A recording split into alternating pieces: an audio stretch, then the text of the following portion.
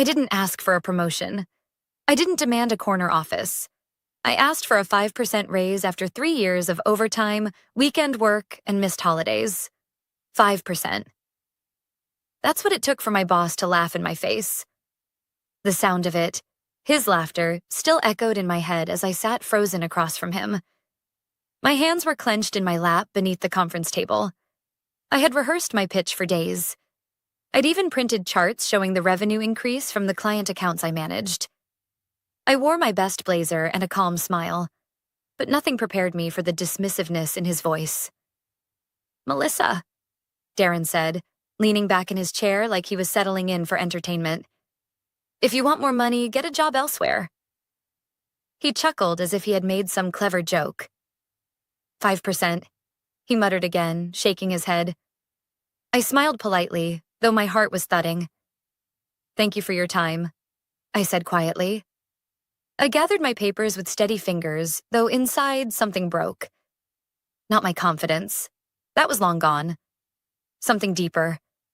Like the final crack in a foundation that had been crumbling for years. I'm Melissa Carter, 32, Senior Account Coordinator at Jennings & Rowe Marketing. And until that moment, I'd always been the kind of employee bosses said they could rely on. I never missed a deadline. Took the messiest clients and made them happy. Stayed late, came in early, never complained. And I'd asked for a raise once. Just once. I walked back to my desk. Not even an office, just a corner space by the copy machine. And stared at my screen. My coffee was cold. My inbox was full. Another project had been dumped on me that morning, because Melissa gets things done. They always said that like it was a compliment. Before I go any further, I want to ask those of you watching, have you ever been in a situation like this, where loyalty felt one-sided? Let me know in the comments. And hit that like button if you've ever stayed too long somewhere that didn't see your worth. It helps more people find this story, because what happened next might help someone else find their voice. That night, I stayed late. Again, finishing a campaign presentation for a client Darren had forgotten about. When I finally left the building, it was nearly 9 p.m. The parking lot was empty except for the same 3 cars always left behind. Mine, the cleaning crew's, and Darren's. I sat in my car for a long moment, watching the building. The same glass windows I'd looked through every day for 3 years. And I thought about the time I spent trying to prove my worth, as if worth needed to be earned through exhaustion. Then I did something I hadn't done in years. I opened LinkedIn. The message icon had a red notification. I tapped it. "Melissa, if you're ever open to a conversation, we'd love to chat. Your work with Carrington Corp didn't go unnoticed." It was from Emily Saunders, VP of Strategy at Kensington & Wells, our biggest competitor. The message was 2 months old. I stared at it, my finger hovering. Darren's voice echoed.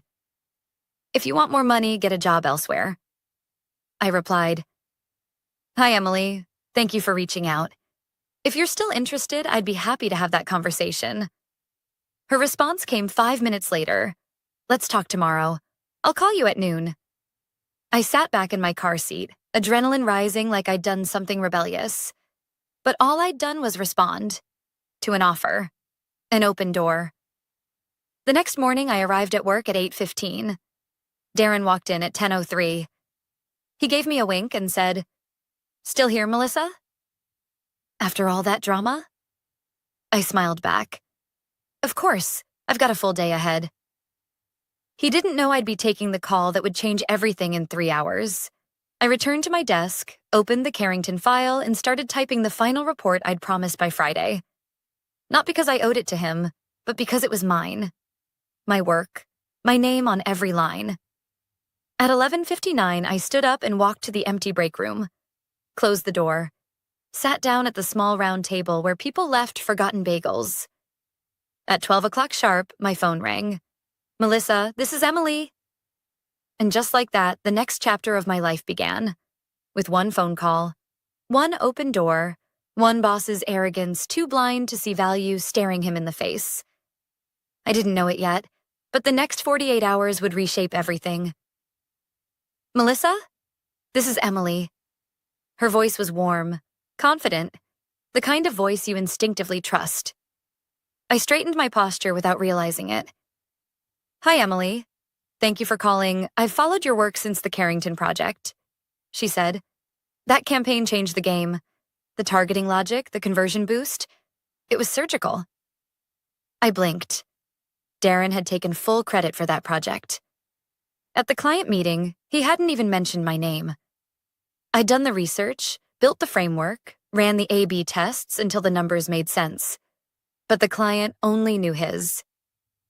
"Thank you," I said carefully. "Let's get to the point," Emily said. "We want you here. You're not just talented, you're underutilized. And I know what that feels like." That last part, "I know what that feels like," hit deeper than I expected. "What's the role?" I asked. "Senior campaign strategist. You'd lead your own team. Salaries 35% higher than your current one, with bonuses, profit sharing, and full creative freedom. We don't micromanage talent here." I had to take a breath. "That's generous." "It's fair," she said firmly. "Fair for what you bring to the table. I already ran it by HR. If you want the job, it's yours, but I need an answer within 24 hours. 24 hours? I was expecting a drawn-out process. Interviews, vetting, negotiations, but they already knew my worth. From the outside. Something my own boss never even cared to learn. "I'll call you tomorrow," I said. "Thank you." After I hung up, I didn't move for a long time. Just stared at the break room fridge humming beside me. Somewhere down the hall, Darren was probably cracking jokes over lunch about how needy employees were these days. At 12:30, I returned to my desk and found another task waiting. Urgent, of course. "Can you take care of this?" Darren's email read, "You're the only one I trust to clean up this mess." Funny. Trust me to clean the mess, but not to lead, not to earn more, not to matter. That night I called my mom. She used to work the late shift at a pharmacy while raising me. She understood sacrifice. "You're not seriously thinking about staying, are you?" she asked after I told her about the offer. "I've been at Jennings & Rowe for years. It feels wrong to just leave." "Melissa," she said softly, "wrong is giving your time, your soul to someone who sees you as a tool. You didn't leave. They pushed you." I didn't sleep that night. I kept thinking about how long I'd bent myself in half to make myself small enough to fit into a system that never made space for me.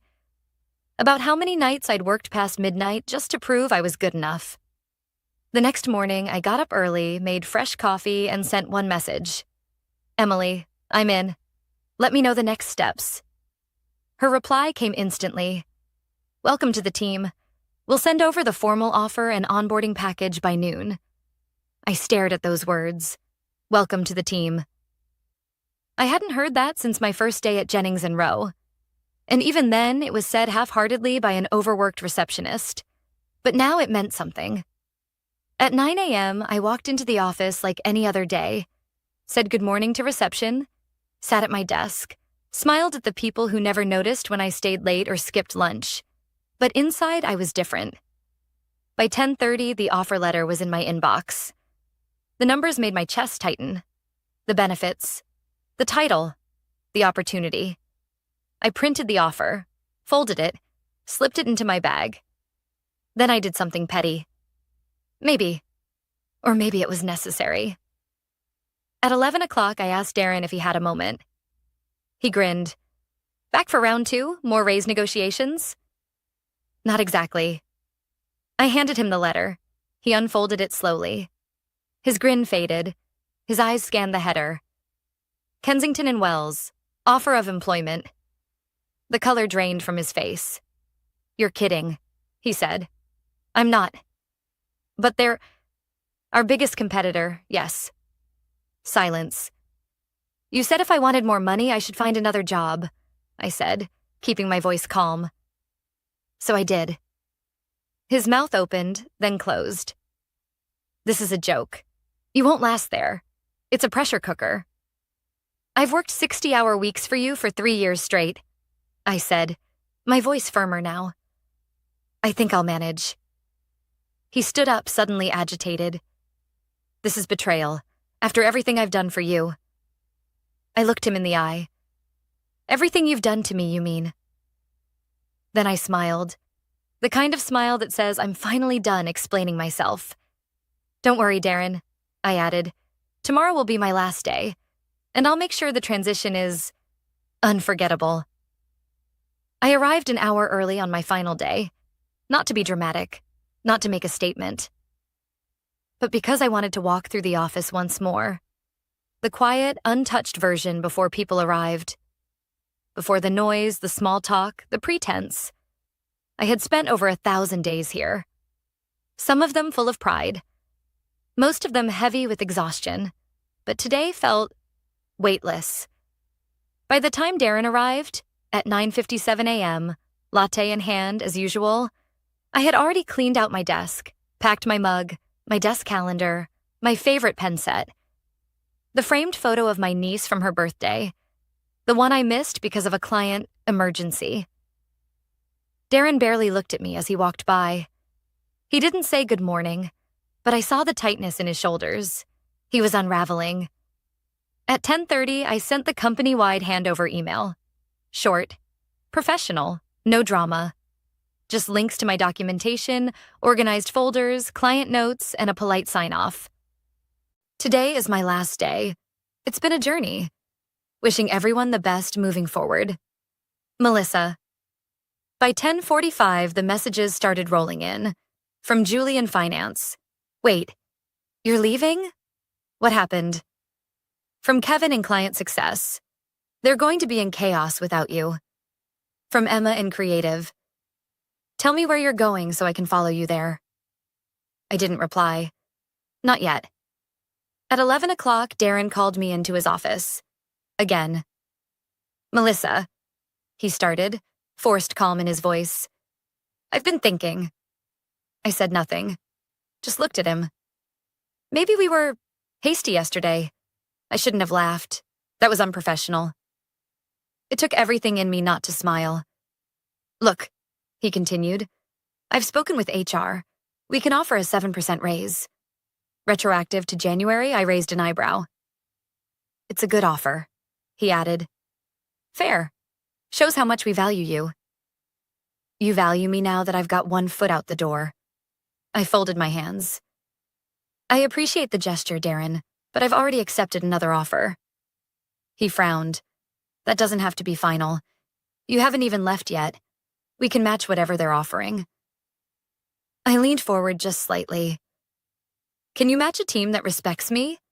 A manager who credits me for my work? A culture that promotes based on impact, not favoritism? He didn't answer. I'm not just leaving for money, I said quietly. I'm leaving because I was invisible here, until I became a threat. Darren exhaled sharply. If you go, you're burning bridges, Melissa. No, I said, standing. You lit the match the day you laughed at me for asking to be valued. I left his office without another word. It was noon when I got the text from Emily. Just confirming. You're still good to start Monday? Absolutely, I typed back. Let me know what to prep over the weekend. My phone buzzed again almost immediately. Actually, you might want to check your email. Thought you'd like to see this. I refreshed my inbox. A forwarded chain from a client I had worked with for months. A big one, Sterling Biotech. A note at the top from Sterling's VP. We're disappointed to hear Melissa is leaving. She was the main reason we stayed with Jennings and Rowe. Please confirm who will be handling our account as we're reconsidering our position. I stared at the screen, pulse racing. Attached was a copy of the email Sterling had sent to Darren. I forwarded it to my personal email and hit save. At 3 o'clock, I was called into HR. They handed me the exit paperwork, the usual forms. Confidentiality, non-disparagement, final paycheck confirmation. Then came the curveball. We'd like you to sign this non-compete, the HR rep said, sliding the last page toward me. I laughed. For the first time all week, I actually laughed. This wasn't in my original contract. I said. We're asking employees to agree to it going forward. Just a formality. I pushed it back across the table. I won't be signing that. But I'm leaving, not dying, and I'm not signing away my right to work. They looked stunned, as if they had never expected a polite, quiet employee like me to say no. At 4:15, I walked to Darren's office one last time, dropped off the company phone. My badge. He didn't say a word. He didn't even look at me, but I could feel the panic radiating off him like heat. I walked out of Jennings & Rowe for the final time at 4:23 p.m. No farewell party. No send-off. Just the quiet knowledge that everything had changed. The next morning would be Darren's to handle alone. Client calls, transition failures, questions he couldn't answer. And I would be nowhere near the fallout. Instead, I'd be walking into Kensington and Wells, with my name on the door, my work recognized, and my worth no longer a question. And that, I thought, was the beginning of something bigger than a raise. Monday morning at 8:30 a.m., I stepped into the sleek, open-floor headquarters of Kensington and Wells, sunlight spilling in through tall glass windows, voices buzzing with energy, and my name already printed on the welcome packet sitting on my new desk. "Welcome to the team, Melissa," the front desk assistant had said, offering me a fresh cup of coffee. "You're going to love it here." And I already did. My new office wasn't huge. It wasn't on a high floor or full of expensive furniture. But it had a door, a window, a quiet space that was mine.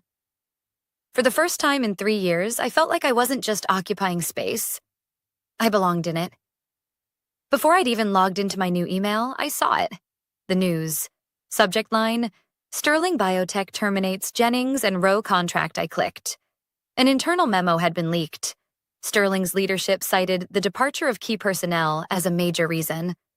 My name wasn't mentioned explicitly, but I didn't need it to be.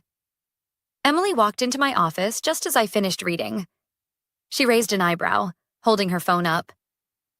"I take it you've seen the news?" I nodded slowly. That was fast. "Turns out, when you're the glue, everything cracks once you leave." I smiled, but only halfway. "They'll blame me. They'll try," she said. "But the truth is, they let you go long before you walked out the door." I spent the morning meeting my new team. 3 brilliant strategists, 1 intern named Lexi, and a data scientist who reminded me of myself 5 years ago. Eager, careful, always waiting for approval. "You don't have to prove anything here," I told her when we sat down to review her first project draft. "If you've got ideas, bring them." She blinked, surprised. "Even if they're different from yours?" "Especially if they are."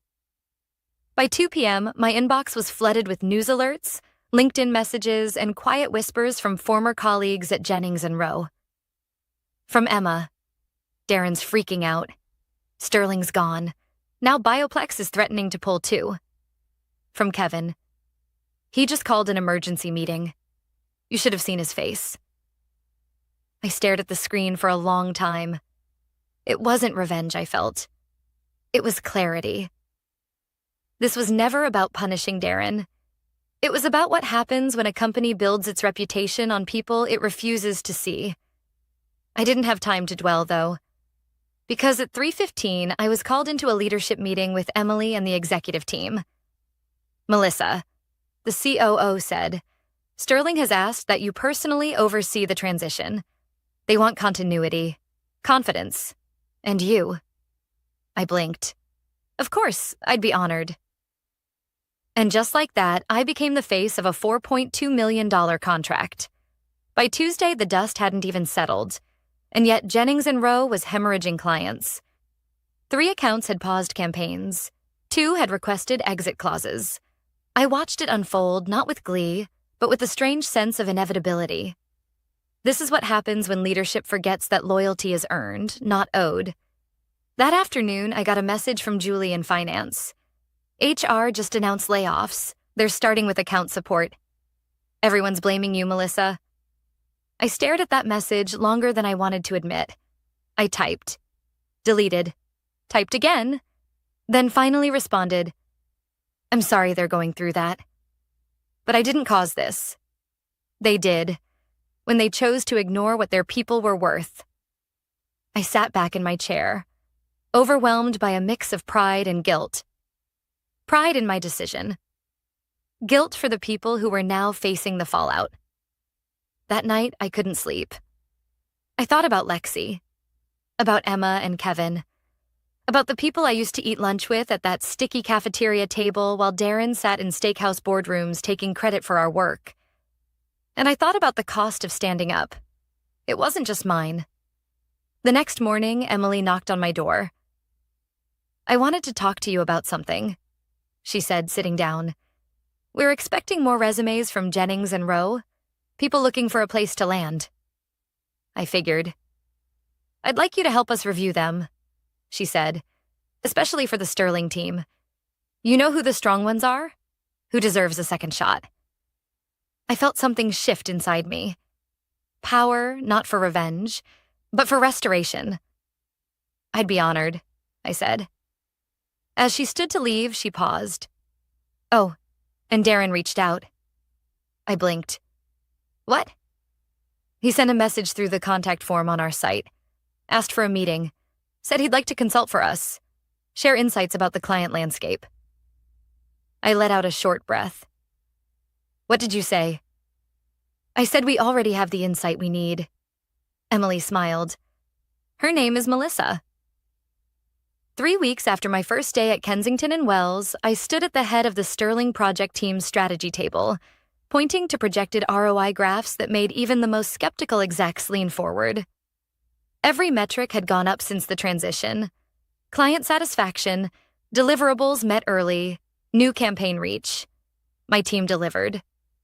Not because they feared me, but because they were heard, respected, trusted. And for the first time in my life, I was the one guiding the room. Not quietly, not from behind the scenes, but as a name on the report, a face in the pitch. Recognition felt strange, like walking into a new version of yourself you didn't know existed. Still, it came with a weight I hadn't expected, because while my star rose, Jennings and Rowe continued to unravel. By now, the layoffs had reached middle management. Word spread that Bioplex and Marintech had pulled out. Nearly half the office had been let go. The rest were living in constant fear. And my name was still on their lips. One afternoon, I received an email from Emma. She had always been the quietly brilliant designer who never got credit for her best work. "Melissa, they cut my whole team yesterday. I don't know what I'm going to do. I've never worked anywhere else. I just wanted you to know. I'm not mad. You did what we all wish we had the guts to do." That one stung more than I expected. I forwarded her portfolio to Emily. Within 2 days, Emma was being interviewed by our design director. But it wasn't just Emma. Over the following week, I quietly compiled a list of people I used to work with. Ones who stayed late, delivered under pressure, lifted others up even when they weren't lifted themselves. People like Julie, Kevin, Marcia from QA, Antonio in IT. I knew who deserved more, and I knew how to find them. It became a side mission. Every night after work, I combed through LinkedIn profiles. Every lunch break, I opened old Slack messages and client feedback logs. I remembered who made the machine run while Darren played executive. And one by one, I found ways to bring them here. Or at least try. But not everyone wanted to come. Some ignored my messages. Some replied politely with, "Thanks, but I'm not ready to leave the past behind." One message stayed with me longer than I'd like to admit. It was from Patrice, former accounting lead. "You got your promotion by watching the house burn after you left. Don't act like a hero now." I saved it in a folder I'd started called The Cost, because that's what it was. The cost of getting what you're worth when the system was built to keep you quiet. A week later, Emily and I presented the Talent Recovery Initiative to the board. It was a formal proposal to prioritize displaced Jennings and Rowe staff in our hiring pipeline. Training programs, referral bonuses, partnership with a career services firm. We'd even offer consulting positions to those nearing retirement or in career transitions. "You're sure this is the right move?" one board member asked. There are former competitors' people. Some might carry bad habits. Emily answered before I could. They were never the problem, she said. They were the solution their leadership failed to see. The board approved it unanimously. By the end of that month, 14 former Jennings and Rowe employees had joined us. Emma was promoted within 2 weeks. Antonio rebuilt our internal comm systems in record time. Kevin designed a new feedback loop that improved client response time by 30%. And the culture? Stronger, humbler, real. One morning, as I walked into the building, I saw a familiar face in the lobby. Darren. He looked like a ghost of himself. Thinner, paler, carrying a worn leather briefcase and a nervous smile. He stood up as I approached. Melissa, he said, voice tight. I'm not here to cause trouble. What are you here for? I asked, keeping my distance. They're saying you're hiring former J&R people. I need work. I've got a family, a mortgage. You know how this industry works. Once your name's attached to failure. He trailed off, waiting. I didn't speak for a moment. Then I said, I'm not in charge of executive hiring. I'll take anything, he added quickly. Consulting, training, even admin. I looked at the man who once told me I was replaceable, now standing in front of me, asking for a second chance. You said I burned bridges, I reminded him. He looked down. Turns out I was the one holding the matches. I didn't say yes. I didn't say no. I just told him I'd pass along his resume. As I walked away, I realized something important. I didn't need to destroy him to win. He'd done that to himself. I just stopped trying to prove I belonged in a place that never saw me. 6 months had passed since I walked out of Darren's office for the last time. In that time, Jennings and Rowe lost 4 major clients, laid off over 60% of their staff, and quietly pulled out of 2 national campaigns. Rumors circulated about a potential merger. Others whispered about liquidation. I didn't watch with joy. I didn't watch with guilt either. I just observed, detached, like watching a familiar house fall in on itself, knowing you tried to fix the foundation, but no one listened. My life looked very different now. I had an office with a door and a view. A team of people who asked for my input, not my silence. A boss who credited my ideas publicly. A workload that was still heavy, but not thankless. And for the first time in years, I was sleeping through the night. Not from lack of responsibility, but because I no longer carried the weight of being invisible. One morning, I arrived early, before the building filled with footsteps and small talk. I liked the quiet hours best. It reminded me of all those mornings at Jennings and Rowe when I was the first one in and no one noticed. Only now I noticed, and it made all the difference. I made coffee, opened my inbox, reviewed a campaign brief from one of our junior strategists, Lexi.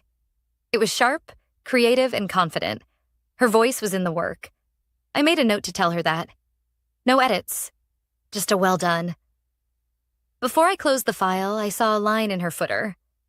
Mentored by Melissa Carter. It made me pause. It was the kind of acknowledgement I used to wish for. Long ago. At 11 a.m., Emma stopped by my office. They offered me the lead designer role, she said, eyes wide. I grinned. Of course they did. I'm not sure I'm ready. You've been ready for a while. You're just not used to being seen. She smiled, a little sad. Sometimes I think about what would have happened if you hadn't left. I nodded. So do I. But you did, she added, and it made space for the rest of us to believe we could too. That afternoon, I reviewed another batch of resumes from former Jennings and Rowe employees. I didn't have to. I could have delegated it, but I wanted to, because I remembered their faces, their efforts, the way we all tried to hold up a system that was never built to hold us. Not everyone made it out. Some disappeared from LinkedIn entirely. Others pivoted to different industries. A few, like Patrice, still hadn't responded to outreach, but I kept a folder of their names. Not because I owed them, but because I understood the cost of staying. At 4 p.m., I got a message from HR. Subject: Darren Wells, application. I stared at it for a long time. He'd applied for a consulting role. No note, no cover letter. Just a name I knew too well and a resume full of jargon and half-truths. I didn't open it. Just clicked mark as read and closed the tab. There was nothing left to say. The truth was, Darren had already taught me the most important lesson of my career. Not by mentoring me, but by underestimating me. And I wasn't angry anymore. I was just done.